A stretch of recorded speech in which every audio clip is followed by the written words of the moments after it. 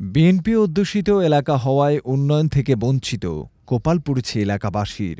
নোয়াখালীর সোনাইমুড়ি উপজেলার বাংলাবাজার থেকে দেবপুর পর্যন্ত মাত্র ২ কিলোমিটার সড়ক, কিন্তু এ অল্প পথটাই যেন এলাকাবাসীর জন্য দুঃস্বপ্নে পরিণত হয়েছে।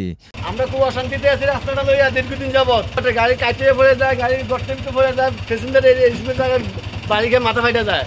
দীর্ঘ ১ দশকেরও বেশি সময় ধরে সড়কটির কোনো সংস্কার না হওয়ায় এখন তা চলাচলের অনুপযোগী হয়ে পড়ে।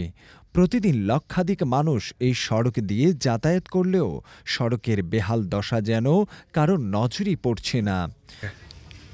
রাস্তা তো বাজার তো ইব্রাহিমের বাবু সালাকি বাজার খাইয়ে লইছে, এরপরে এমপি নির্বাচনের আগে আর কি, এরপরে যে এই রাস্তা যাক কুমিল্লার এমপি করে দিব, বাবু চেয়ারম্যানে আর আগে এমপি পেলে এদের পেলে কেরিয়ার নষ্ট হয়ে যায়।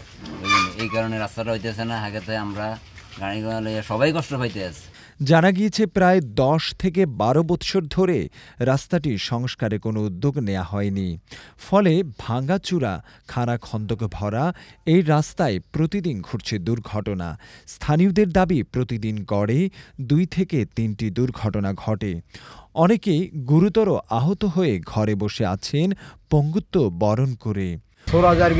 আমি করলি কয়েকবার টাকা উড়ে নিয়ে খাইলিস, এরপর নেতা কর্মী না টাকা উড়ে উড়ে খাইলিস। বাবু তো আর হেগে তো বাইগুন খাইছে, হিগেও তো একবার খাইলিছে এক সেকশনের টাকা। কে? এ বাবু। আমরা চাই দয়া করি যেন আমাদের রাস্তাটা করি।